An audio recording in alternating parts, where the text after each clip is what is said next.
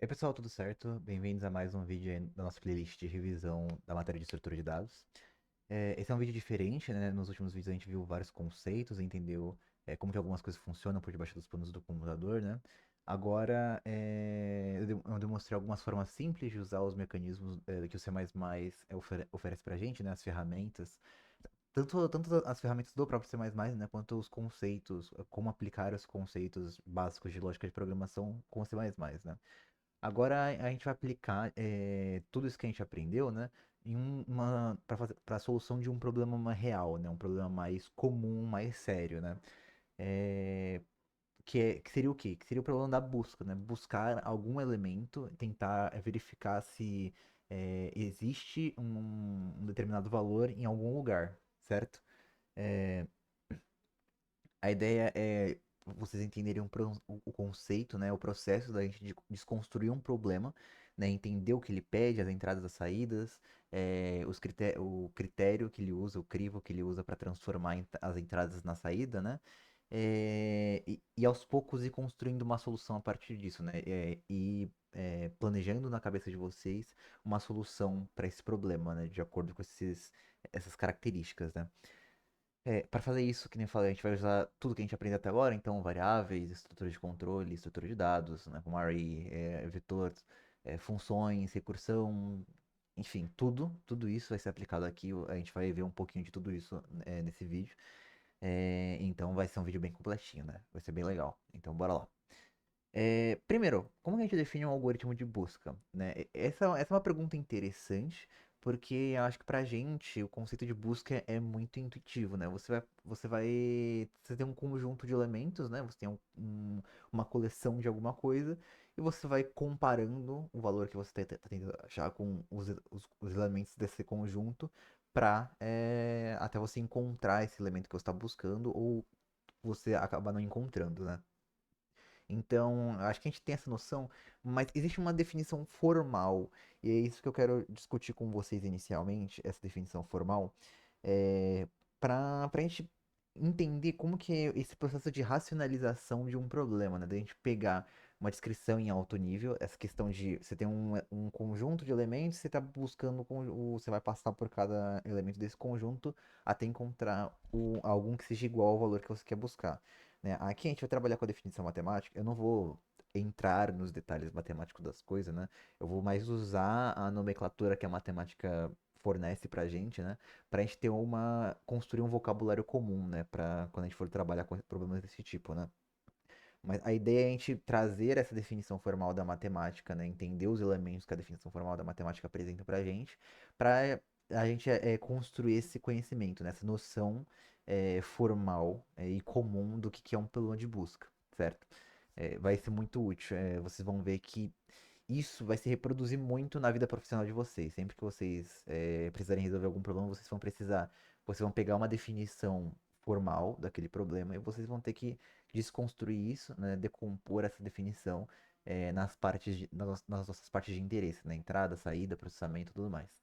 Então é exatamente isso que a gente vai fazer agora, certo?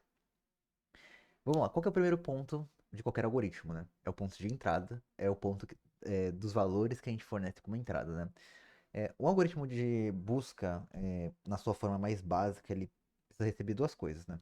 Uma sequência, né? Uma lista de elementos, uma coleção, enfim. Vocês podem considerar que a nossa sequência pode ser um array, pode ser um vetor, pode ser outras estruturas de dados que a gente vai ver, como por exemplo hash sets, hash maps, filas, pilhas, enfim. Mas para simplificar, imaginem um vetor, né? Então ele vai receber essa sequência, né? Esse vetor, digamos assim, ou array.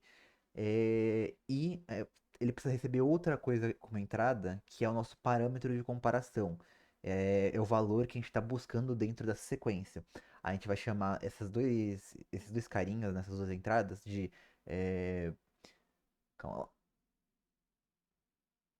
voltando, né? Mas então, a gente vai chamar essa sequência de espaço de busca, né? E o valor que a gente quer encontrar de chave de busca, né? É o nosso espaço de busca é a nossa chave, tá? Então, todo algoritmo de ordenação vai depender dessas duas coisas. Porque, basicamente, você tem onde você quer buscar e o que exatamente você está buscando, né? Qual elemento desse conjunto você está buscando. E geralmente, quando a gente está trabalhando com linguagem de programação, a gente pode considerar que a gente pode. Essa chave de busca pode ser qualquer coisa, tá? O negócio é que ela precisa ter algum critério de comparação com o valor com os valores que tem dentro desse conjunto, tá? Nas linguagens de programação, geralmente, isso vai ser implementado como? Basicamente, você vai ter uma lista, não, qualquer estrutura em formato de lista, né? Um array, um vetor e tudo mais, do tipo A, e aí você tem que fornecer um valor do tipo A para você verificar se ele está dentro da lista, tá? Então esse é o jeito mais comum. Outras linguagens vão permitir que você misture tipos, né? Compare tipos diferentes, e aí elas vão ter o próprio critério delas, né? Para fazer essa comparação. Mas aqui a gente vai ficar com essa definição mais simples, que é, você tem uma lista do tipo A, e aí você precisa fornecer o mesmo tipo, um elemento do tipo A para verificar se ele está dentro dessa lista, tá? Dentro dessa sequência. Então essas são as nossas entradas. Segundo ponto, né? Quais que são as saídas, né? No caso, nesse caso desse algoritmo, só vai ter uma saída, né? E essa saída tem duas formas de você. Tem duas formas de saída para esse tipo de algoritmo, né? A primeira, a mais simples, é você retornar simplesmente um valor booleano, um verdadeiro ou falso. Verdadeiro quando você encontra o elemento e falso quando você não encontra. É justo, é super válido esse approach, não tem. Muitos algoritmos funcionam assim, retornando esses valores. É, porque isso serve principalmente quando você não quer ter nenhuma informação de posição daquele elemento, né? Essa informação de posição não é relevante. O que importa aqui é você descobrir se ele tá ali dentro ou não, né? Se ele tá presente ou não. A segunda forma que a gente tem de tratar essa saída é retornar a posição daquele elemento dentro da minha sequência, certo? E como que isso funciona? É, Basicamente, depende da forma como você vai tratar essa posição, né? Vamos pensar em arrays e vetores. Como que a gente representa a posição de um elemento em arrays e vetores? Através de um índice. É um número que indica quantos outros elementos a gente tem antes do meu elemento, daquele elemento especificado. Então, por exemplo, quando eu estou trabalhando com array no C++, né? Digamos, deixa eu abrir aqui. Digamos que eu tenho um array int ar igual 1, 2, 3, 4, 5. Perfeito, tá. Tem aqui meu array, né? Quando eu faço array na posição 0, o que significa? Que o elemento que eu quero buscar não tem nenhum elemento antes dele. Eu não preciso pular nenhum elemento, certo? Quando eu digo array na posição 3, significa que eu tenho que pular 3 elementos para chegar no meu elemento, certo? Então, isso é uma forma de posicionamento, né? Da gente declarar posição. Quando a gente está falando, por exemplo, C++ é uma linguagem que a indexação é baseada no zero. É zero indexed. A linguagem, o array e o vetor, eles são zero indexed. Então, a indexação começa a partir do zero.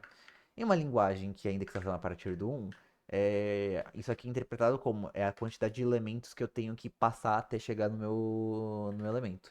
Então, aqui 1, eu vou pegar o primeiro, certo? Então, eu só tenho que passar por um elemento, eu só tenho que passar pelo primeiro e já pego ele, tá? Então, né, essas são duas formas de indexação, duas formas de posicionamento. Então, a gente pode optar por retornar assim, né? Definir um tipo de retorno assim. A gente vai retornar um valor inteiro, um número inteiro, que vai indicar pra gente o índice que a gente tem que acessar para encontrar, para chegar naquele valor, né? Outra coisa também que é possível dentro da computação é você trabalhar com um ponteiro, né? Um endereço de memória. Então, você poderia retornar o endereço de memória daquele elemento. Isso vai ser mais comum em estruturas diferentes que o array, né, que o vetor, que vão trabalhar mais assim com ponteiros, né? Por exemplo, uma lista ligada, que é uma estrutura de dados que a gente ainda não viu, né? Uma lista ligada, ela é mais voltada a ponteiros, né? Você não navega por índices, você vai navegando de nó em nó, usando ponteiros. Então você pode retornar um ponteiro para o nó que está o nosso elemento, por exemplo. Mas a ideia geral é você retornar uma posição, alguma coisa que indique aonde na minha sequência o elemento está. Então pode se tornar tanto um booleano que indica se está ou não, quanto o elemento, a posição em que o elemento está. Em relação a essa questão da posição, é muito importante entender uma coisa. Como tratar o caso em que o elemento não está na minha coleção, certo? Você pode pensar, eu vou retornar um valor especial, tá certo. Mas você precisa deixar claro no contrato do seu algoritmo qual que é esse valor especial, né? Muitos algoritmos de ordenação, que eles vão ordenação, não, perdão, de busca e que retornam a posição, mais especificamente que retornam um índice, eles vão retornar -1 para indicar, olha, esse elemento não existe na sua sequência. Por quê? A maioria das linguagens, a indexação começa por zero, e tecnicamente qualquer valor, qualquer número positivo seria válido, né? Como índice. É claro que a gente sabe que tem um tamanho da nossa sequência, né? Mas os índices são qualquer número positivo ou zero, né? Então, como que a gente inclui um valor para indicar que a posição é inválida? Que não tem posição, né, dentro do seu array, né? Você retorna -1, né? Que é um número inteiro que está fora do intervalo de números inteiros válidos para índice, certo? Então, o -1 é uma opção, né, pra gente indicar isso. Outra coisa, outra forma, e isso vai depender se a sua linguagem permite isso ou não, é você adicionar um valor extra no seu conjunto de saída para indicar essa ausência de retorno, né? Geralmente a gente vai ver linguagens usando null ou um valor chamado none, né? No C++, no C Sharp, Java, a gente vai ter o null e, por exemplo, no Python a gente tem o none. Esses dois valores basicamente são valores especiais que indicam ausência de valor, né? Indicam a ausência de alguma coisa. Então, se a sua linguagem permitir, você pode retornar uma coisa assim. Tem linguagens que usam mecanismos mais sofisticados para isso, mas não vou entrar nesse detalhe agora. Mas a ideia de saída, você tem duas opções. Ou retornar um booleano, verdadeiro ou falso, se tal ou não no seu conjunto, ou a posição do elemento ou um valor especial para indicar que ele não está dentro da sua sequência, tá? Essas são as saídas que a gente vai, as formas como a gente pode retornar alguma coisa no nosso algoritmo, tá? Beleza. A gente tem entrada e saída, mas qual que é o critério que a gente vai usar para transformar essa entrada, para chegar na saída a partir dessa entrada? Esse ponto é muito importante, porque é a partir dessa informação que a gente vai pensar na implementação, né, nos métodos que a gente tem para conseguir chegar na nossa saída, né? Então, no nosso algoritmo de busca, isso é relativamente fácil. Se eu tenho uma sequência S e uma chave de busca C, eu vou retornar verdadeiro ou a posição da chave de busca na minha sequência. Se essa chave de busca estiver presente, se em algum momento, se algum elemento da minha sequência for igual à minha chave de busca. Caso contrário, se não tiver nenhum elemento na minha sequência que seja igual à chave de busca, então eu retorno false, né? Ou eu retorno um valor especial que vai indicar, que indica que o elemento não está presente, certo? Que não tem posição válida ali dentro da sua sequência. Então é isso. É bem intuitivo, né? Parece besta falar isso em voz alta, mas entendendo isso, entendendo essas três coisas, esses três elementos, a gente tem uma definição muito clara, muito precisa do problema que a gente quer resolver, né? E sabendo o problema, conhecendo o problema das entradas, da saída, como que a gente vai transformar a entrada numa saída, a gente consegue pensar em formas de resolver esse problema, certo? E aí, pensando nessas coisas, a gente vai fazendo alguns testes, né? É, dependendo da forma como você vai resolver, você vai fazer aferições matemáticas, né? Para verificar se a sua solução ela tá correta, né? Se para todos os casos ela vai satisfazer a condição de saída, né? Vai produzir a saída esperada. Então, a partir desses três elementos, a gente consegue já ter ideias de como implementar qualquer algoritmo de busca, né? Importante entender que isso que eu acabei de escrever é um algoritmo de busca. É a ideia de algoritmo de busca. Eu não descrevi aqui a busca binária. Eu descrevi a ideia geral que qualquer algoritmo de busca vai utilizar, tá? Então, essa que é a ideia. Agora, tendo essas informações, a gente pode começar a pensar, matotar aqui, né? Como que a gente pode resolver problemas desse tipo, né? Eu imagino que a maioria de vocês consiga imaginar uma forma bem simples, né? Bem tranquila de realizar esse algoritmo de busca, que seria o algoritmo que a gente vai chamar de busca sequencial, né? Vamos supor aqui, voltando ao nosso array aqui, vamos supor que eu tenho o meu array aqui, certo? Como que eu posso verificar se tem a minha, vamos dizer que aqui, int i é igual a 3, né? Como que eu posso descobrir que esse elemento, né, esse int 3 está dentro do meu array? Bem, eu posso simplesmente fazer o seguinte processo. Posso passar por cada, passar por cada elemento do meu array e até chegar no meu elemento, né? Usando aqui como exemplo esse cara aqui para ilustrar. Como que eu faria? Imagina que isso aqui é minha sequência, né? No meu caso, tô ilustrando a partir de um array, mas qualquer coisa que você possa passar por cada elemento, certo? Eu tenho minha sequência, e como que eu vou buscar? Eu vou verificar, tá, esse primeiro elemento, ele é igual à minha chave de busca? Não, continua. É igual à minha chave de busca? Não, continua. É igual à minha chave de busca. E assim, sequencialmente, né? A gente chama de busca sequencial porque a gente olha para os elementos da minha sequência, ou busca linear, de forma sequencial, né? Elemento a elemento, um por um, tá? Então, essa aqui é a ideia da busca sequencial. É um algoritmo muito simples, é um algoritmo bem tranquilo de implementar, né? Se você for parar a pensar nele, você consegue implementar ele com um laço for simples, né? Quando você está trabalhando com arrays. Mas tem um problema, né? Ele não é muito otimizado. Por quê? O que que acontece? Eu vou trazer para vocês um gráfico, né? Que indica pra gente como que o tempo de execução desse algoritmo escala em relação à quantidade de elementos dessa sequência, tá? Então, aqui, no nosso eixo das abscissas, né, no eixo X, no nosso eixo horizontal, a gente tem a quantidade de elementos da nossa sequência. E no eixo das ordenadas, né, no Y, no eixo vertical aqui, a gente tem o tempo que o algoritmo leva para executar. Notem que o tempo de execução do meu algoritmo, ele tá escalando em igual medida a quantidade de elementos da minha sequência, né?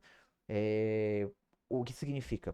Se a quantidade de elementos da minha sequência dobra, o tempo de execução dobra. Se a quantidade triplica, o tempo de execução triplica. Se a gente tem, se a quantidade de elementos da sequência multiplica por 1000, o tempo vai multiplicar por 1000. Então isso que é uma escala linear, certo? Você escala de forma linear. O tempo de execução ele escala em igual medida a quantidade a entrada do programa, certo? Ao aumento da entrada do programa. Então, isso aqui, para entradas muito pequenas, e tipo assim, quando eu tô falando de entradas muito pequenas, eu tô falando na ordem de milhares de elementos, talvez alguns milhões até seja razoável, né? Mas quando a gente está escalando para bilhões de elementos, trilhões de elementos, pensa, cara, o banco de dados do Google tem trilhões, se pá quadrilhões de registros. Cara, para você buscar elemento a elemento não dá certo, né? Imagina que um banco de dados fizesse essa operação linear, né? Buscar de elemento a elemento. Não tem condição. Nenhum banco de dados seria viável, seria utilizável, principalmente um banco de dados com quantidade de elementos quantidade de itens absurdas, se a gente usasse esse algoritmo, tá? E então, para melhorar esse tempo aqui, para a gente reduzir o tempo de execução, mesmo que para não ter um tempo de execução absurdamente grande, mesmo que a entrada aumente muito, a quantidade de elementos na sequência aumente muito, a gente vai recorrer a outros algoritmos. E quais outros algoritmos? No nosso caso aqui, o objetivo desse vídeo aqui é falar da busca binária, certo? Tá, e como que funciona essa tal de busca binária, né? Bem, a ideia é bem simples. Deixa eu trazer para vocês binary search, tá? A ideia é bem simples, tá? Eu tenho a minha sequência, certo? É, o que que eu vou fazer aqui? A ideia da busca binária é sempre reduzir o meu espaço de busca pela metade, sempre que eu vou a cada iteração, né? A cada vez que você faz uma comparação. Então, como que a gente faz isso? Primeiro, a gente vai ter dois ponteiros, né? Não é isso que vai variar. No caso, a solução que eu vou apresentar para vocês, a implementação que eu vou apresentar para vocês é uma solução com dois ponteiros. Mas você pode ir simplesmente pegando recortes conforme você vai passando, vai fazendo comparações, você pega recortes do seu array. Eu vou comentar sobre isso mais pra frente. Mas como que funciona? Eu pego o elemento do meio, tá? O meu elemento do meio é igual ao minha chave de busca. Se for, beleza, eu simplesmente retorno na posição dele. Show. Se não for, eu verifico. A minha chave de busca tá antes ou depois desse elemento do meio? Bem, supondo que a minha chave de busca fosse 3, tá? 3 é menor que 4. Então o que a gente vai fazer? Eu vou descartar todos os elementos que estão acima do meu elemento do meio e o meu elemento do meio. Por quê? Eu estou restringindo o meu espaço de busca pela metade. No caso aqui é um pouquinho mais que a metade, né? É metade mais um, porque eu tô tirando o elemento do meio. Mas eu estou restringindo o meu espaço de busca pela metade. Porque eu sei que é, pelo fato de isso aqui estar ordenado, né, é importante, né? Então, sobre isso. É um critério bastante importante. É um critério que a busca binária adiciona na nossa entrada, né? A sequência de entrada da nossa busca binária, ela precisa estar ordenada. Para esse algoritmo aqui funcionar, para eu poder utilizar essa lógica aqui, a entrada precisa estar ordenada. Porque estando ordenada, eu tenho certeza que do meu elemento do meio pra frente, eu posso descartar tudo. Eu posso simplesmente desconsiderar essa parte e continuar a partir buscando aqui nessa região, tá? Então, tem essa questão da ordenação. É um negócio importante que era pra eu ter comentado antes de começar a comentar sobre o funcionamento, mas tudo bem. É importante quando você está trabalhando com a busca binária, sua entrada precisa estar ordenada, tá? Mas então, fiz a comparação, vi que a minha chave de busca não está no meio, eu vi que minha chave de busca é menor que o elemento do meio, então eu descarto a partir do meu elemento do meio tudo para frente, né? Agora o que eu vou fazer? Agora eu vou de novo comparar é, a minha chave de busca com o elemento do meio, tá? Então, minha chave de busca é 3, tá? Beleza. 2 é igual a 3? Não. Então, se 2, como 2 não é igual a 3, eu tenho que verificar. A chave de busca é menor que 2? Não, 3 é maior. Então, consequentemente, a minha chave de busca vai estar à direita do meu elemento do meio. O que eu vou fazer? Eu descarto meu elemento do meio e tudo que vem antes dele. E aí eu fico com meus dois ponteiros no mesmo elemento aqui. Como meus dois ponteiros estão no mesmo elemento, eu vou comparar minha chave de busca agora com esse elemento. 3 é igual a 3? Sim. Então, achei meu elemento, vou retornar a posição dele. Considerando que isso aqui é um array, considerando que isso é um vetor, eu retornaria 2 aqui, porque a gente começa com 0, né, indexado por 0, então esse aqui é índice 0, isso aqui é índice 1, isso aqui é índice 2, tá? Então, é assim que a busca binária funciona. Você vai, aos poucos, restringindo o seu espaço de busca. Aos poucos não, na verdade, você vai eliminando muitos elementos, né? E uma coisa bastante interessante é por que a gente escolhe o elemento do meio para fazer essa comparação. Por que a gente descarta a partir do elemento do meio? Porque é a forma mais consistente da gente descartar a maior quantidade de elementos possíveis. Se a gente escolhesse arbitrariamente, por exemplo, o 3, minto, se eu escolhesse arbitrariamente o 5 aqui, é, eu tenho, nesse caso aqui que eu estou buscando 3, né? Eu vou descartar do 5 para cima, tá? Nessa primeira iteração. Depois de comparar com 5 eu vejo que não é igual a 5, eu tenho que descartar a partir do 5 tudo para cima, né? Notem que nesse caso aqui, eu vou ter mais elementos para comparar aqui. Então, isso aqui vai ser mais lento, né? A busca aqui vai ser mais lenta. Você pode ter, não necessariamente, né? Nesse caso, talvez a gente pode testar aqui, né? Mas a gente vai pegar do meio, a gente vai pegar meio para baixo, né? Geralmente a gente arredonda para baixo quando a gente tem uma quantidade par, certo? Então, beleza, tem a quantidade par aqui. 2 é igual a 3? Não, eu pego e pulo. E aí aqui eu vou do meio para baixo, vai dar 3. Então, no caso vai ser a mesma quantidade de passos, vai ser 3 passos também. Mas pode ser que para casos em que eu tenho muito mais elementos e o meu elemento está mais para a direita, né? O tempo de execução vai deteriorar em relação a se eu tivesse escolhendo o meio como o meu elemento para comparação, né? Então, por que a gente escolhe o meio? Porque a forma mais consistente, no caso médio, na média, vai ser a forma mais rápida de fazer essas comparações, né? De descartar. A gente vai descartar mais elementos, né? Então é por isso que a gente escolhe o meio para comparar. E a gente, que nem eu falei antes, né? Por que a gente pode descartar metade do meu espaço de busca de uma vez? Porque isso aqui está ordenado. Se isso aqui está ordenado e eu sei a posição relativa do meu elemento em relação a esse elemento que eu comparei, então eu sei que todos os elementos para cima ou para baixo podem ser descartados, porque definitivamente o meu elemento que eu estou buscando não está nessa região, né? Então tem essa questão. É, E qual que é o resultado disso? Qual que é a vantagem de fazer isso? A vantagem é que eu tenho uma quantidade muito menor de operações de comparação, no pior caso, do que uma busca linear, por exemplo. A gente vai ver que esse algoritmo aqui ele tem um comportamento logarítmico. Significa que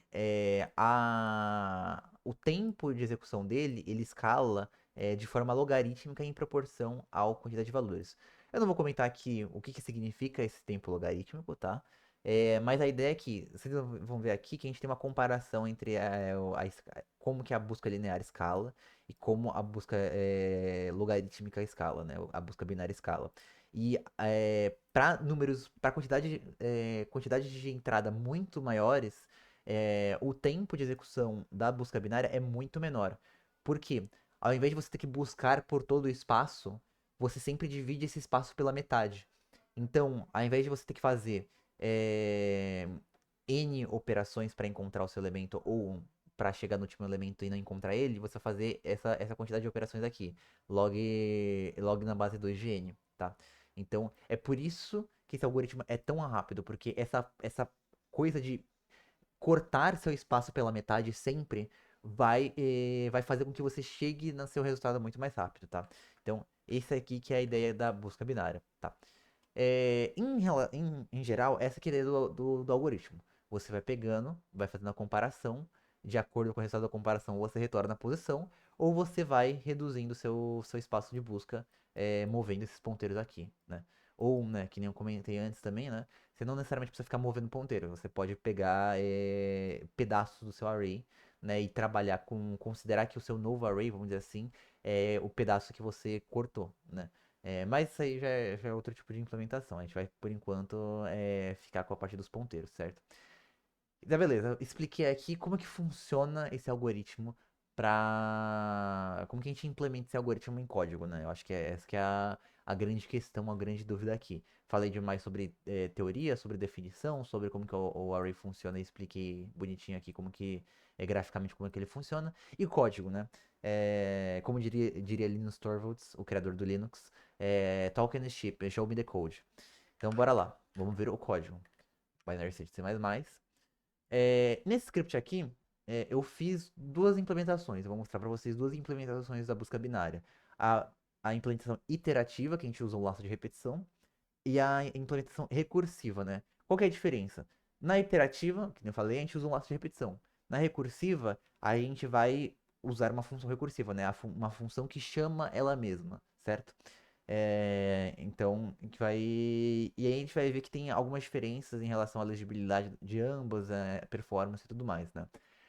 Para começar, eu acredito que a iterativa vai ser mais fácil de compreender, porque para você pegar recursão, você precisa entender muito bem qual que é o seu caso base, né? O seu caso, seu ponto de parada, e qual que é o caso recursivo, né? Então, eu vou começar aqui com a iterativa para ser mais simples de compreender, certo?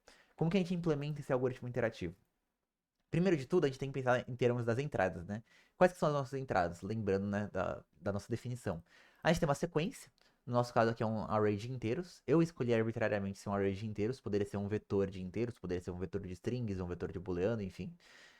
E o int como chave de busca, porque o int precisa ser compatível com os elementos do nossa chave de busca. Pelo menos pro C++ precisa ser compatível com o int. Eu poderia usar outras coisas, por exemplo, um float. Eu poderia usar, por exemplo, um float aqui, um decimal não, né?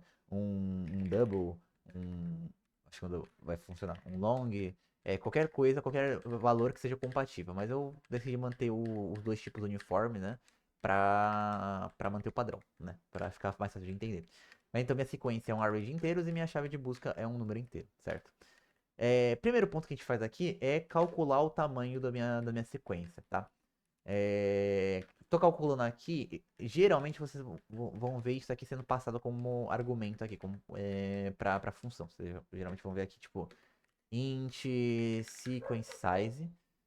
Vocês vão ver isso aqui sendo passado como parâmetro. Mas nesse caso aqui, porque geralmente você vai ter definido esse valor aqui em tempo de compilação. E se você passa aqui, é mais rápido. Só que nesse caso aqui, É mais rápido, entre aspas. Tem algumas otimizações que o compilador faz aqui. Mas nesse caso aqui, para deixar mais limpo, eu optei por calcular o tamanho da sequência que a gente vai precisar aqui para definir o nosso ponto alto inicial como primeira operação aqui. E a gente já vê como que funciona o operador, o uso do sizeof para descobrir o tamanho da sequência, né? A gente descobre o tamanho da sequência e o tamanho do tipo de cada elemento individual, né? E a gente divide os dois. É, lembrando que eu expliquei isso aqui no vídeo sobre arrays, tá? E no vídeo sobre vetores também. Se você quiser. Na verdade, vetores não, porque vetores têm uma função específica para fazer isso. Mas eu expliquei isso aqui certinho, como isso aqui funciona no vídeo sobre arrays. Então, se você não sabe exatamente como que isso aqui funciona, por que que isso aqui funciona, vai lá no vídeo sobre arrays, que tá lá explicado bonitinho, tá? Mas basicamente isso aqui calcula a quantidade de elementos que a gente tem no nosso array, né? Na nossa sequência. Depois eu vou inicializar os meus ponteiros, né? Esses dois ponteiros. Opa! Esses dois ponteiros aqui. Esse aqui vai ser o meu low e esse aqui vai ser o meu high aqui no meu código, tá? O meu low é o zero, começa do zero, que é o índice inicial. E o meu high começa do tamanho da sequência, a quantidade de elementos da sequência, menos um, porque lembrando, né? Como eu estou indexando a partir do zero, o meu último índice vai ser o tamanho do meu array menos um, né? Então, esse aqui é o índice do final, tá? E aí aqui eu tenho o meu laço que vai fazer a minha comparação. Muito importante a gente entender essa condição de parada aqui, tá? Por que que a gente tem essa condição aqui? Basicamente, isso aqui vai verificar pra gente se o nosso intervalo que a gente está buscando, né, se a nossa sequência, nosso campo de busca, ele tá vazio, né? Qual que é a conta que a gente faz para definir se o campo de busca tá vazio, né? O tamanho do nosso campo de busca, a quantidade de elementos do nosso campo de busca. É a seguinte, a gente tem o high menos o low mais um, tá? E a gente isso aqui vai dar pra gente a quantidade de elementos no nosso campo de busca. Tá? A quantidade de elementos que faltam no nosso campo de busca. Vocês podem considerar que isso aqui é meio que a gente está desfazendo o cálculo que a gente faz com o array, né? Esse mais um aqui é para desfazer o cálculo que a gente faz, essa subtração que a gente faz no índice final do array, tá? Porque o que acontece? O nosso high aqui, ele tem a quantidade de elementos do nosso array menos um, tá? Então, para a gente compensar esse menos um, a gente tem que somar mais um aqui para a gente conseguir calcular a quantidade de elementos que faltam, tá? E por que que a gente faz menos low aqui? Porque isso aqui vai dar pra gente, vai remover é, essa parte aqui, ó. Vai ajudar a gente a entender quantos elementos tem a partir desse ponteiro aqui. Porque o que acontece? Quando o meu low tá aqui, a gente tem uma redução de zero, né? Então a gente tem o meu low é zero e a gente tem exatamente a quantidade de elementos do nosso array aqui, tá? Quando esse meu ponteiro move para frente, então eu tenho que desconsiderar esses elementos aqui, tá? E fazer essa diferença, né, vai fazer essa desconsideração pra gente, né? Vai ignorar esses elementos. Então, essa daqui é a conta que a gente faz para determinar quantos elementos a gente tem restantes no nosso campo de busca. A gente poderia, ao invés de fazer essa comparação aqui, a gente poderia verificar se high menos low mais um é maior que zero. Isso aqui vai dizer pra gente que se no nosso campo de busca, se isso aqui é a quantidade de elementos do nosso campo de busca, isso aqui, pra gente ter algum elemento para buscar, né? Isso aqui tem que ser maior que zero, né? Isso aqui tem que ser um ou mais. Então, isso aqui vai dar pra gente seria uma condição válida de parada aqui do nosso loop. Só que por que que eu faço desse jeito aqui? Porque comparar, verificar se o nosso ponto de baixa é menor ou igual ao nosso ponto de alta, é o suficiente para a gente saber se a gente ainda tem elementos. Por quê? Se o nosso low é menor que o nosso high, né? Vamos supor que eu tenho um high aqui que é 10 e o nosso low é 9, tá? Qualquer valor, 0, 1, 2, enfim, qualquer valor que seja 9. Vamos pegar esse aqui, qualquer valor que seja menor que 10, que é o nosso high, né? Isso aqui vai resultar no número positivo, certo? Mais um vai resultar no número positivo, então a gente vai ter algum valor, certo? Quando o nosso low é igual ao nosso high, isso aqui vai resultar em 0, e aí a gente vai ter um elemento. Quando o nosso low ultrapassar o high, isso aqui vai ser -1. E isso aqui vai ser negativo, né? E isso aqui vai ser igual a zero ou vai ser negativo. Então, qual que é o critério para a quantidade de elementos ser positiva, né? Basicamente o low precisa ser maior precisa ser menor ou igual ao high, certo? Então, é por isso que a gente usa essa condição específica aqui. Porque visualmente, como que isso aqui vai funcionar, né? Pensa que o meu low tá aqui, tá? Quantos elementos eu tenho aqui, certo? Quantos elementos eu tenho no meu campo de busca? 1, 2, 3, 4, 5, 6, 7. Beleza. Fiz a comparação, vamos supor que eu estou buscando o 3 de novo, né? Fiz a comparação, o meu ponteiro vem para cá. Quantos elementos eu tenho agora? 1, 2 e 3, tá? Beleza. Fiz a comparação de novo, meu campo veio para cá. Quantos elementos eu tenho agora? Né? Porque o meu ponteiro tá nessa posição, os dois ponteiros estão nessa posição. Então eu tenho que verificar exatamente esse elemento, né? Então eu tenho um elemento aqui. Quando o meu low ultrapassar, imagina que no caso aqui eu não tenho meu elemento, eu esteja procurando aqui sei lá, o 3.5, que não vai estar aqui, não vai estar aqui no meu array. O 3.5 vai ser maior, né? Então eu vou mover esse ponteiro aqui para cá. Meu low se tornou maior, né? Então é meio como se minha janela ela fosse pro outro lado, né? Minha janela esvaziou completamente. Então aqui eu já não tenho mais nada que fazer, eu não tenho mais como buscar. Então é por isso que a gente usa especificamente essa condição aqui, porque essa condição aqui ela vai satisfazer nossa necessidade de continuar executando essa comparação, as comparações, até que meu campo de busca seja reduzido a nenhum elemento, certo? Beleza. Entendido o loop, espero que vocês tenham entendido. Se você não entendeu, vai fazendo teste de mesa, né? Vai testando aqui. Pega o ScaleDraw ou qualquer outra ferramenta que você preferir. Pega esse cenário aqui e vai testando. Testa essa condição aqui pra você ver isso aqui funcionando na prática, né? Aí você pode pegar vários casos para ir experimentando várias situações, certo? Mas então, beleza. Essa aqui é a minha condição de parada. Vai identificar quando o meu campo de busca estiver vazio. É, Quando aqui dentro a gente vai realmente efetuar a minha comparação, certo? E se a comparação não for igual, aí eu vou mover meus ponteiros, tá? Então dentro do loop é o que a gente faz o trabalho pesado mesmo, tá? Primeiro ponto do loop a gente calcula a posição do elemento do meio, né? Que é usando essa fórmula, a gente calcula a média do meu low com o meu high, né? Isso aqui vai ser o meu ponto médio, tá? Calculado a posição do meu ponto médio, do meu elemento do meio, eu verifico aqui se o elemento do meio na sequência é igual à chave de busca. E se for igual à chave de busca, eu retorno aqui, tá? Notem que o meu return, eu não sei se eu expliquei isso a fundo na parte de. Eu creio que sim, na parte de funções. Mas o return ele interrompe a função, tá? Então a gente não precisa se preocupar se a condição de parada aqui foi atingida. O return ele automaticamente vai encerrar a função e vai retornar esse valor, tá? Então, se o elemento do meio da minha sequência for igual ao minha chave de busca, então eu retorno a posição do meu elemento do meio, tá? Caso contrário, aí eu tenho que restringir meu espaço de busca, né? Eu preciso fazer com que chegar mais próximo dessa condição. Como que eu vou fazer? Como que eu vou fazer isso? Eu comparo. O meu elemento do meio, ele é menor que a minha chave de busca? Se for, eu tenho que excluir essa parte de cima, tá? E como que eu faço essa parte de cima? Eu tenho que mover o meu ponteiro, o meu high, né? O meu ponteiro de cima. É isso que eu tô fazendo. Como que eu vou... Perdão, isso aqui é quando eu tô... Isso aqui é menor, né? Calma lá. Ah, tá. Porque eu... Calma, eu acho que talvez eu tenha feito uma implementação errada. Só um momentinho. Tá, eu não implementei errado. Eu só tô comparando. Porque mentalmente eu tava pensando que isso aqui era a chave de busca. Mas aqui no caso, esse é meu elemento do meio.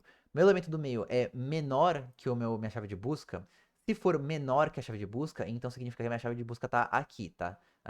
Se o elemento do meio for menor que a chave de busca obrigatoriamente tem que estar na parte superior do meu campo de busca, certo? Do meu espaço de busca. Se ela está nessa parte superior, o que eu posso fazer? Eu posso descartar tudo isso. Eu posso descartar todo esse trecho. E como que eu faço isso? Movendo meu ponteiro, esse ponteiro da baixa, né? Esse ponteiro da parte de baixo.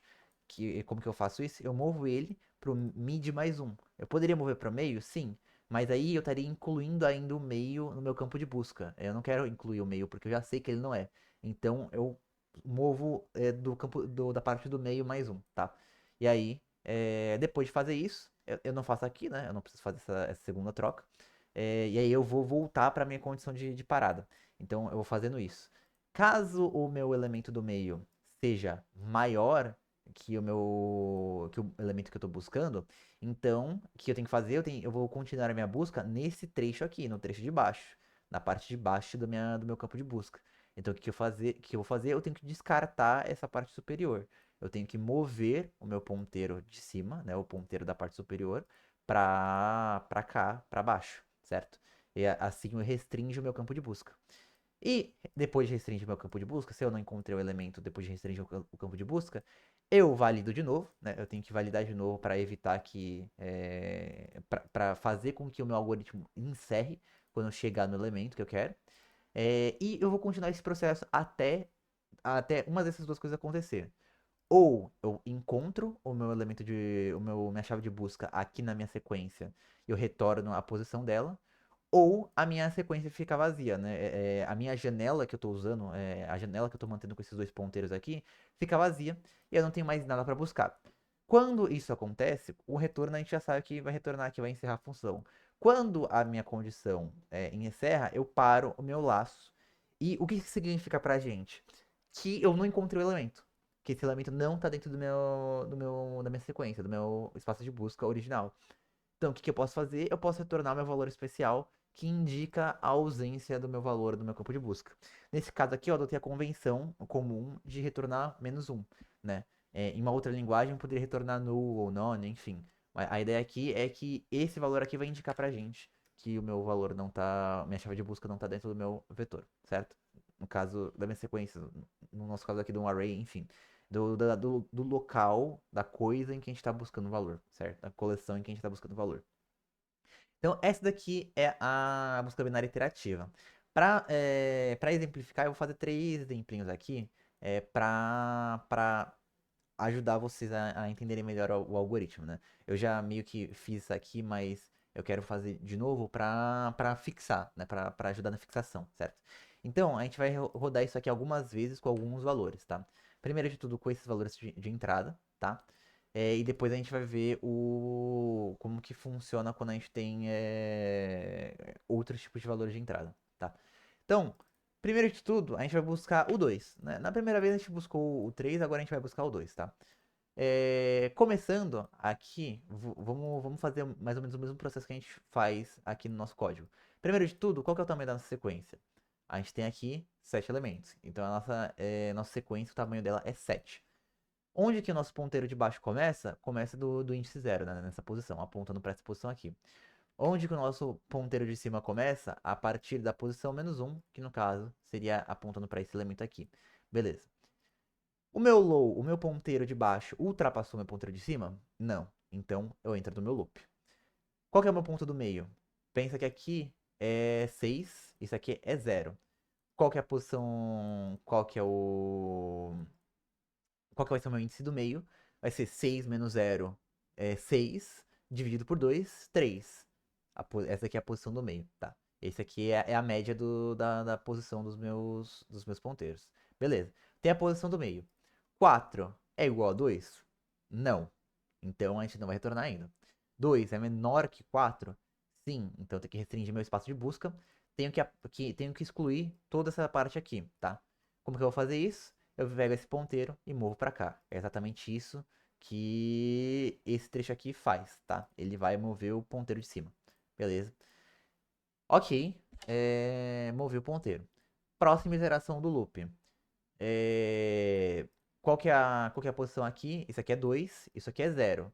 Diferença daqui é 2, a metade disso aqui é 1. Então, meu ponto médio aqui é esse cara aqui, tá? Caso. Isso que eu acabei de fazer, só tô fazendo esse cálculo aqui, tá? Tô calculando a média dessas duas posições, tá? A média das duas posições é 1 e eu vou comparar esse cara aqui, tá? 2 é igual a 2? Sim. Beleza. Encontrei o meu elemento, retorno na posição dele.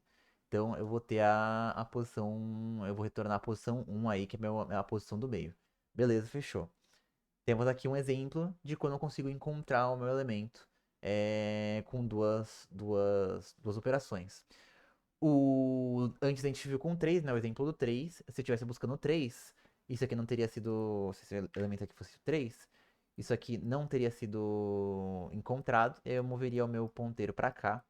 E aí meu ponto médio seria esse ponto aqui, né? E eu verificaria, validaria. 3 é igual a 3, sim, e eu retornaria 3. No caso, eu teria feito 3 operações, tá? Então, beleza. Isso aqui é quando eu consigo encontrar. Agora a gente vai ver um exemplo quando a gente não consegue encontrar, tá? Eu não consigo encontrar o meu elemento. Agora eu vou buscar, por exemplo, o 9, tá? Vamos lá, mesma coisa.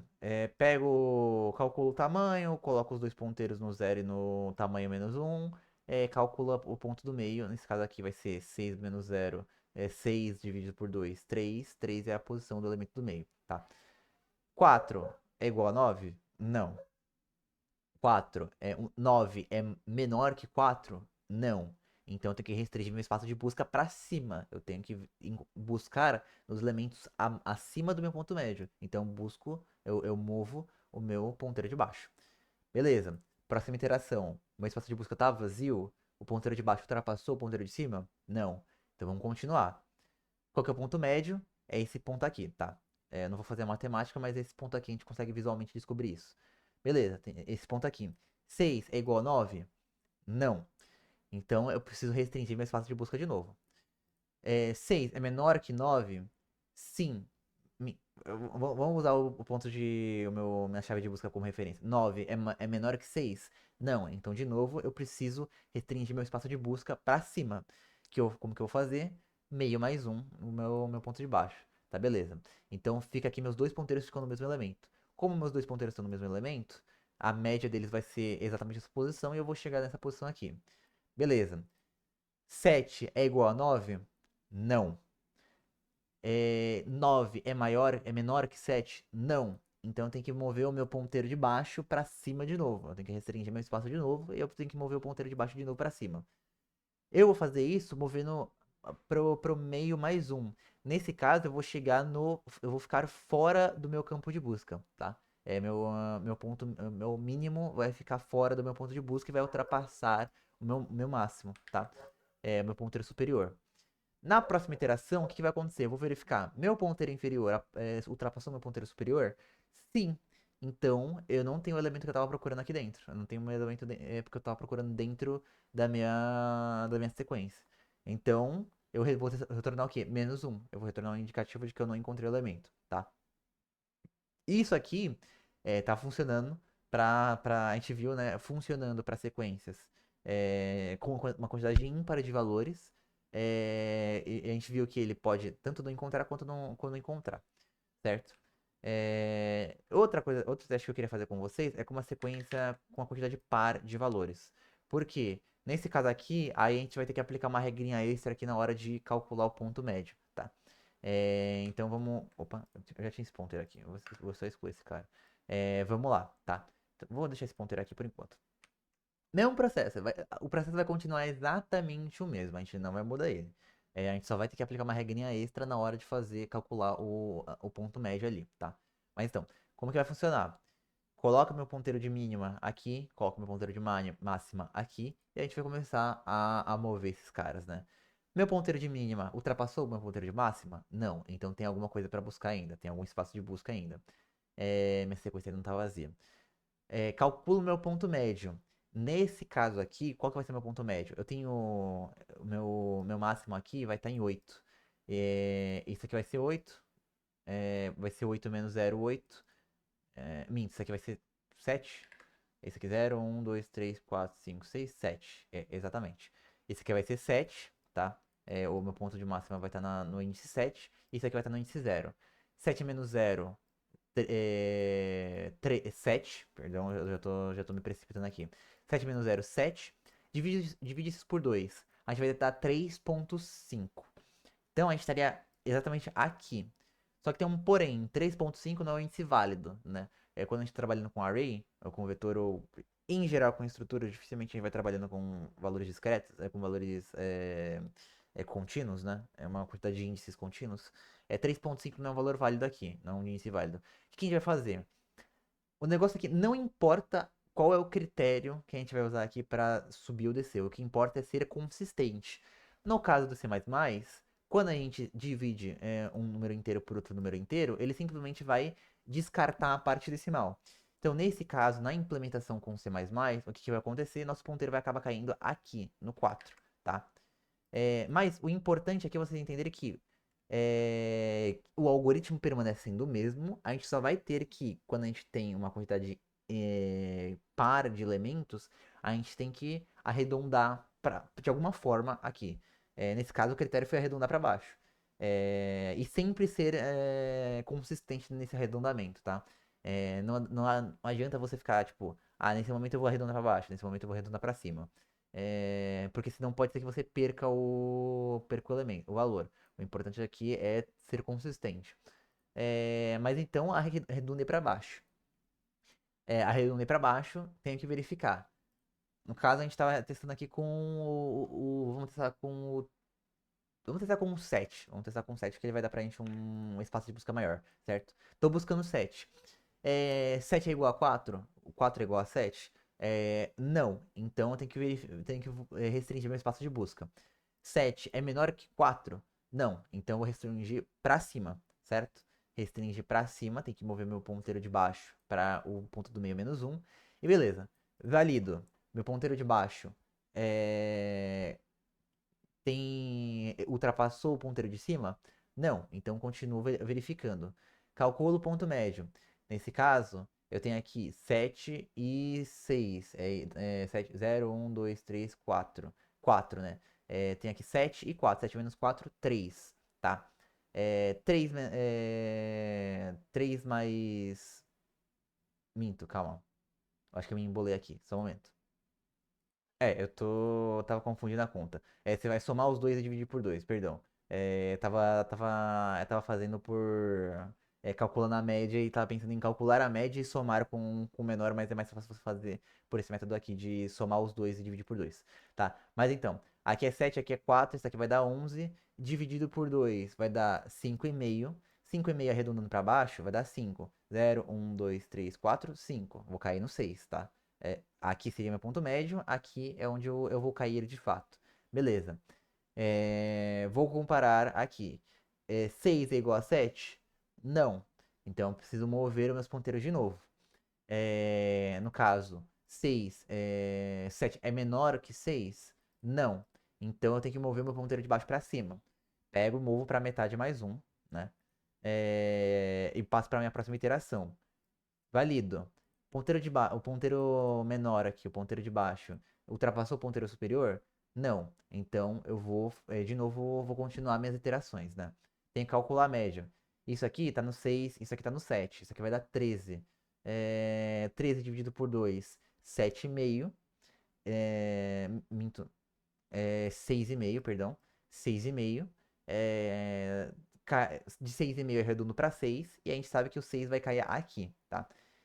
Aí eu caio, meu ponteiro do meio cai pra cá. Eu verifico, 7 é igual a 7. Sim. Então, o que eu faço? Eu vou retornar a posição 6, que é a posição em que meu elemento tá. É basicamente isso. Então, eu só queria adicionar essa. A gente já viu 3 vezes aqui, quando a gente comparou aqui, a gente viu 3 vezes esse algoritmo funcionando. Eu só queria mostrar aqui quando a gente tem uma quantidade par, para frisar essa questão do arredondamento para baixo. Mentalmente ficou um pouco mais complexo, mas a ideia é só você simplesmente arredondar para baixo ou para cima sempre. Se você fizer isso consistentemente, você vai chegar no resultado, independente do que. De qual opção você escolher. No caso aqui no C++, a gente não precisa fazer isso, porque o C++ ele automaticamente tira a parte decimal quando a gente divide inteiro por inteiro, tá? Mas então é isso. Esse é um exemplo prático de como funciona o algoritmo de busca binária, tá? Mas, beleza, a gente viu como que implementa esse cara na forma interativa, mas lembrando que eu queria apresentar para vocês também a forma recursiva. É interessante você conhecer as duas. Então, isso aqui é a forma iterativa. Agora a gente vai passar para a forma recursiva. É, O negócio é que a forma recursiva ela funciona exatamente da mesma forma, tá? Ela vai fazer exatamente as mesmas operações. A única diferença é um pouco a ordem das operações, tá? Que a gente vai ver que tem uma breve diferença aqui onde algumas coisas acontecem, tá? Então vamos pular de cabeça aqui na forma recursiva. Primeiro de tudo, principal mudança, uma das principais mudanças que a gente vê aqui. Agora, a função ela vai receber mais dois parâmetros, tá? Mais dois argumentos, no ponto de vista de quem está chamando. O low e o high, tá? Por que, que a função precisa receber isso? Porque esses valores eles vão ser modificados pela chamada anterior, tá? E aí a ideia é que passando esses valores como argumento, você consegue, no caso a gente já consegue ver aqui, que a gente consegue modificar os nossos ponteiros, esses ponteiros aqui, é assim que a gente modifica os ponteiros para restringir o nosso espaço de busca, tá? Recebendo esses dois valores, como a gente não itera, como a gente cria um novo contexto, como a gente cria um novo stack frame para essa função, a gente não modifica esses valores. A gente não tem acesso a esses valores. Então a gente precisa receber esses valores modificados, né? Então o que a gente faz? A gente recebe esses dois valores aqui, o nosso low e o nosso high, para a gente conseguir ir modificando o nosso espaço de busca. Mas então a gente recebe os nossos valores habituais, né? Nossa sequência, nossa chave de busca e os nossos novos valores aqui para restringir o espaço de busca. Importante notar, na definição que eu tinha passado para vocês de algoritmos de busca, eu tinha comentado só de duas entradas. Só que a nossa implementação aqui, por ela receber valores extras, não quebra a nossa definição de algoritmo de busca. De fato, ele precisa receber no mínimo uma sequência e uma chave de busca. Aqui a gente está adicionando mais duas restrições. Se você for parar para pensar, o Binary Search em si, ele já adiciona uma restrição no nosso valor de entrada, né? A nossa sequência precisa estar ordenada. Então, você pode, dependendo do algoritmo que você está trabalhando, ele pode estar restringindo os seus parâmetros de entrada, ou até mesmo o formato da sua saída, de acordo com as regras dele, né? A forma como ele trabalha. Mas isso não necessariamente vai fazer com que ele quebre o nosso contrato que a gente tem como algoritmos de busca, né? Esse cara se enquadra ainda como algoritmo de busca, mesmo ele tendo dois parâmetros extras, tá? Então a gente tem a nossa busca binária recursiva e ela vai retornar um número inteiro, que vai ser ou a posição do nosso elemento, o índice do nosso elemento no array, ou menos um, para indicar que não tem nada, tá? E aí, uma das outras diferenças que a gente vai ver aqui, entre a parte recursiva entre a implementação recursiva e a parte iterativa, é que logo de cara eu tô aqui comparando, eu tô fazendo a validação comparando o nosso low e nosso high, né? Logo de cara eu tô verificando se a nossa condição de parada foi atingida. Por quê? Se essa condição de parada for atingida aqui, então eu não preciso retornar mais, eu não preciso continuar processando. Eu já posso retornar aqui, tá? Isso aqui, vocês vão ver que a condição aqui foi invertida, tá? Ao invés de verificar se o low é menor ou igual para continuar o processamento, para continuar executando o loop, eu vim aqui e eu verifiquei se o low é maior que o high para parar antes, tá? Por que que eu fiz isso? Funcionaria, eu poderia fazer algo nesse sentido aqui. If low menor ou igual a high, eu venho aqui e coloco toda essa caralhada aqui dentro. E aí, se não, eu dou um return menos um, tá? Isso aqui vai ficar muito mais similar ao nosso laço, tá? Vai dar uma carinha mais parecida com o nosso laço. Mas, é uma questão de estilo, tá? É uma questão de convenção de código. Mas, particularmente, eu acho que fica mais legível quando você faz algo desse tipo, porque a sua condição de parada fica mais explícita. Aqui, você tem uma condição de continuidade. Aqui eu tenho uma condição de parada. Geralmente, quando a gente está trabalhando com algoritmos recursivos, a gente trabalha em termos de condição de parada. Então, ambas tecnicamente são inversas uma da outra, e você pode trocar as duas, mas aqui eu tenho uma condição de parada. E é mais fácil, geralmente é mais intuitivo da gente pensar em termos dessa condição assim, tá? Então eu faço primeiro para deixar mais explícito a condição que a gente tem para parar o algoritmo, para parar a recursão, e também para evitar que eu tenha que colocar todo o meu código dentro de um outro bloco, tá? Porque notem que aqui se eu tivesse quando eu tenho uma condição, eu vou ter que colocar isso aqui dentro de outro bloco. E aí, se tivesse mais uma condição, eu teria que colocar dentro de outro bloco, e dentro de outro bloco, ou, por exemplo, aqui, se aqui é igual, eu colocaria um else, né? Supondo que eu esteja usando um else. O else não é preciso porque eu tô dando um return ali em cima, mas supondo que eu use o else aqui. E aí eu coloco else. E aí, no meu if aqui, eu tenho esse if aqui, eu tenho meu else. Notem quantas camadas aqui é o meu código, né? Antes eu tinha praticamente um código linear. Aqui, se eu for ver, aqui eu tenho uma estrutura linear, né? Eu não tenho alinhamento. Naquela forma ali, não, eu já tenho alinhamento. Eu tenho código dentro de código dentro de código. E é um pouquinho mais difícil de você compreender o que está acontecendo. Então, isso é um detalhe da minha implementação aqui de Binary Search, da forma como eu implemento o Binary Search. Não necessariamente a sua implementação vai ser assim, funciona usando essa forma aqui também funciona, mas é mais questão de estilo de código, de organização, de como você vê o seu código, tá? É uma questão de legibilidade. Opa. Então, voltando aqui para minha implementação. A primeira coisa que a gente faz, então, nessa implementação aqui é verificar se eu tenho uma condição de parada. Se eu cheguei numa condição de parada, eu só retorno. Depois, eu calculo aqui o meu meio, a partir do meu low e do meu high que eu recebi. E aí eu verifico. E aí a gente vai ver que isso aqui, ele basicamente é quase idêntico a dentro do meu laço aqui, né? Aqui é basicamente a minha condição de parada aqui do laço. E para retornar aqui o meu return aqui, tá? E aqui eu vou basicamente. Isso aqui é o que eu tenho dentro do meu laço. Calculo meu mid. Beleza, perfeito. Faço a minha validação. Se meu elemento do meio for igual à minha chave de busca, eu retorno. Se não, o que eu faço?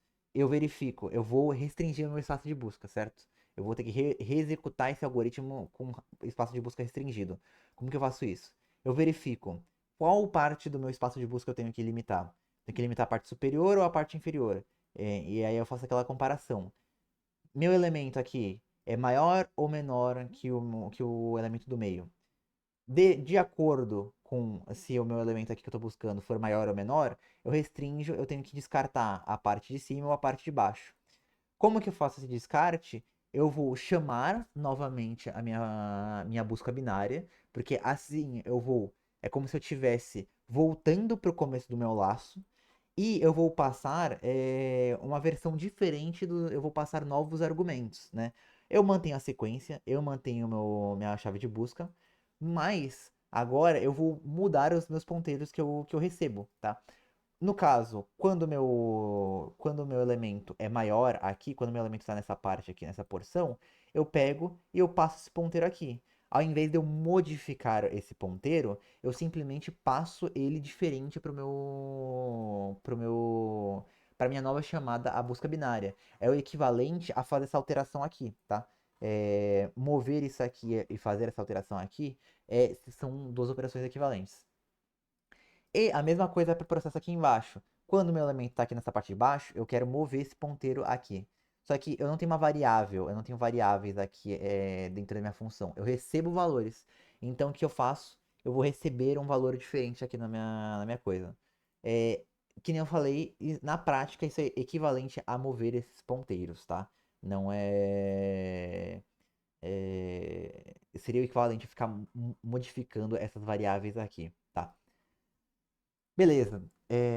Qual que é a diferença da versão recursiva e da versão iterativa? Ambas vão funcionar? Sim, ambas vão funcionar para o nosso propósito. Ambas, essas duas implementações estão certas, elas vão resolver o nosso problema. Qual que é a grande diferença? Primeiro, legibilidade, né? Capacidade de intuir sobre o algoritmo que você está trabalhando. Para algumas pessoas, ver esse laço aqui vai ser mais intuitivo, vai ser mais fácil de entender o que está acontecendo do que ler esse algoritmo recursivo. E para outras pessoas, a versão recursiva vai ser mais intuitiva, ler isso aqui vai ser mais fácil de entender do que isso aqui. é uma questão de gosto, tá? É uma questão da sua capacidade pessoal de compreender essas duas versões do algoritmo. Para quem tem mais experiência, isso aqui na verdade vai ser equivalente. A pessoa vai notar que esses dois são equivalentes e vai conseguir traduzir. Mas certos algoritmos vão ser mais fáceis de implementar na versão interativa do que na versão recursiva e vice-versa, tá? Primeiro ponto, né, é questão de legibilidade, né? O quão fácil para para outras pessoas lerem depois de você implementar isso aqui, tá? A segunda questão é, é questão de. Eu esqueci qual é o nome da palavra. Calma lá. Performance. Isso, exatamente. Performance. É questão de performance. A versão iterativa tende a ser mais veloz que a versão recursiva. Por quê? Na versão iterativa, a gente simplesmente, para mover os ponteiros, a gente simplesmente altera o valor de uma variável. Na versão recursiva, a gente chama uma função. Chamadas de função, eu expliquei nos últimos vídeos, chamadas de função tem que gerar um stack frame, tem que empilhar esse stack frame na call stack e tem que mover o ponteiro tem que mover o program counter para modificar aonde você está, o código que você está executando. Esse é um processo maior, tem mais etapas. Então, na prática, isso aqui vai gerar menos instruções, você vai executar menos instruções do que esse cara aqui. Eu disse geralmente, né? Tem um porém.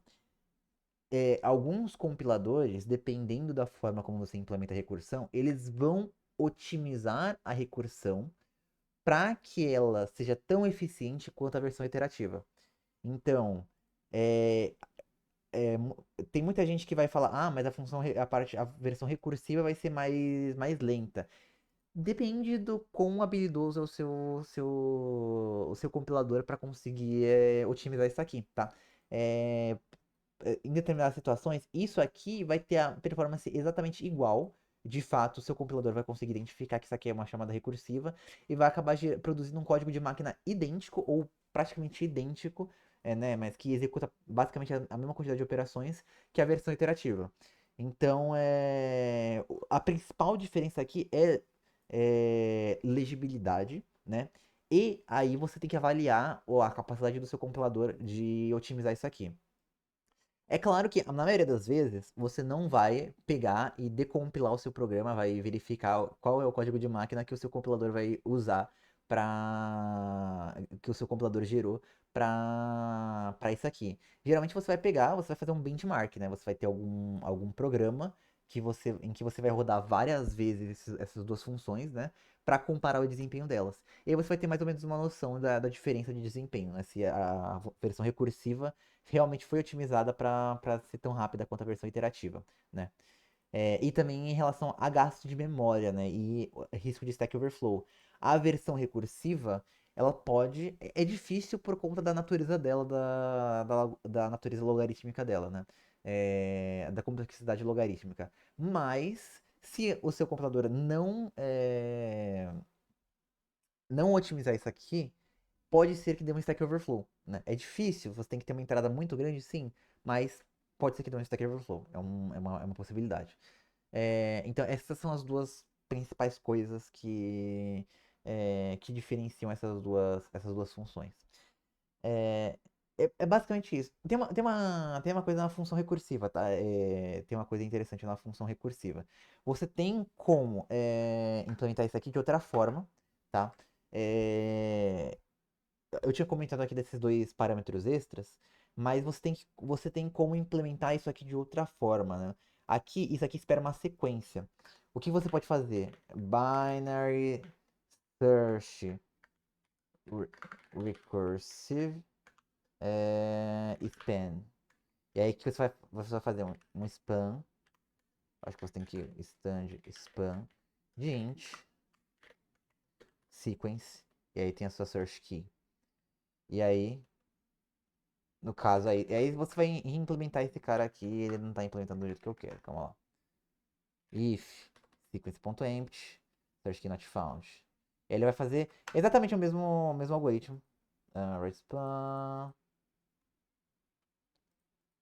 É praticamente exatamente o mesmo algoritmo, só que ao invés de você usar o array aqui e ficar passando essas duas chaves, esses dois ponteiros, a estrutura que você está passando aqui, ela vai se mover, tá? Ela vai você vai pegar trechos. É como se você pegasse esse array aqui, esse trecho aqui, você recortasse um pedaço e aí você passa esse pedaço aqui pro algoritmo, tá? É uma forma de você evitar o. Por que ele tá dando problemas? Deixa eu ver. Include spam. Se eu colocar isso aqui, ele parou de reclamar. Mas. E aí, deixa eu ver. Return -1. Se for -1, se não, mid mais um. É porque é, é a forma como ele. Ah, é o size, tá? É o size. É por conta desse size aqui. Mas é porque esse cálculo do size aqui vai ser um pouquinho diferente. Mas você tem que. É porque o espaço limita, o tamanho é limitado. Então. Vai ser um pouquinho diferente esse cálculo. Mas esse aqui é uma das formas de você fazer. De você não ter que ficar passando mais argumentos aqui. Você pode trabalhar mais próximo daquela definição que a gente tem, que eu passei para vocês mais cedo, de um algoritmo de busca. É só um fato curioso, né? Usar o spam é uma possibilidade. E o spam, ele não, ele praticamente não tem impacto em memória. Você poderia também usar um array aqui e ficar copiando os elementos do array, gerar um array menor e ficar copiando os elementos do array. Mas é um pouquinho. Usar o spam é mais eficiente porque ele não aloca memória. Ele vai. Ele é como uma janela, ele é como uma visão pro meu array. O array já está em memória, ele só dá pra gente uma visão desse array aqui. É interessante estudar como que o spam funciona. Eu não vou explicar aqui porque eu só quis trazer essa outra possibilidade de implementação para mostrar que existem ainda outras formas de implementar aqui e mostrar que tem uma forma aqui mais ergonômica para quem tá usando quem vai usar a função de fazer isso aqui, tá? Mas então é isso. Em relação ao binary search, é isso que eu queria explicar. Eu queria explicar para vocês a questão dos algoritmos de busca, como que o binary search funciona de forma genérica e essas duas implementações, né, a iterativa e a recursiva. É isso que a gente precisa ter em mente. Espero que vocês tenham entendido, tá? Se você não conseguiu entender tudo, recomendo voltar aí o vídeo, reassistir a parte aí que você não entendeu. Se você não entendeu tudo, reassiste tudo de novo. Tenta ir fazendo anotações, tenta ir prestando atenção, pausando, lendo o código, tentar entender como ele funciona, o que eu tô fazendo aqui. Faz um teste de mesa você mesmo. Pega o ScaleDraw ou qualquer outra ferramenta que você goste. Faz esse teste de mesa em você. Pega outros cenários, pega outras listas, pega uma lista com. Nesse caso aqui, essa lista aqui, os elementos estão em sequência, né? São elementos sequenciais. Pega uma lista que tem buracos aqui no meio, tipo, sei lá, não tem esse 5, não tem esse 3, e testa com ela, sabe? E vai fazendo esses experimentos malucos e vai executando exatamente esse código, né? Pega esse código e simula o que você é o processador e que você está executando esse código, né? E vai aplicando nesse cara aqui, para você entender como que o algoritmo funciona, como que ele está trabalhando e ter uma noção melhor dele. Esse é um algoritmo muito legal, é um algoritmo muito eficiente. Ele tem casos de uso, tá? Não é uma não é uma bala de prata, tá? Apesar dele ser muito mais rápido que o algoritmo de busca linear, né? Ele tem uma dependência muito forte da sua. Dependência não, né? Dependência forte não. Ele depende inteiramente da sua entrada se tá ordenada, né? Você precisa passar uma sequência ordenada para esse cara para ele funcionar. E aí tem um problema, né? Em muitos casos, o nosso valor de entrada não vai estar ordenado. E aí você precisa passar esse valor de entrada por um algoritmo de ordenação. O problema é que a maioria dos algoritmos de ordenação, eles são mais lentos que a busca linear. Então, se você passar pelo algoritmo de ordenação e depois passar pela busca binária, pode ser que o tempo de busca seja pior que a busca linear, né? Então, esse cara, ele tem um uso muito situacional, ele tem um uso muito quando você tem certeza que a sua entrada já está ordenada, né? Ele é excelente quando você tem certeza que a sua entrada já está ordenada, ou quando você precisa buscar vários elementos em sequência, né? Porque aí o que que você pode fazer? Você paga o custo de ordenar uma vez, e aí você faz várias e várias e várias buscas com essa velocidade aqui extremamente rápida, né? Então essa é uma coisa interessante de entender, né? O caso de uso da Binary Search é quando você já tem a sua entrada ordenada, ou quando você vai executar esse algoritmo várias vezes seguidas. Porque você ordena uma vez e e aproveita o tempo de execução menor várias vezes seguidas, tá? Então, é um algoritmo muito bom, é um algoritmo muito eficiente. Não é extremamente difícil de entender, na verdade ele é bem intuitivo quando você entende a ideia dele, entende o que você está fazendo. E é importante entender esses casos de uso, tá? É isso, em relação a esse cara, é isso. Dúvidas, sugestões, xingamentos para minha pessoa, pode deixar aí nos comentários, deixa seu feedback aí para melhorar os próximos vídeos. Muito obrigado por ter assistido até aqui. Espero que você tenha gostado, espero que você tenha entendido tudo. E até uma próxima. Falou!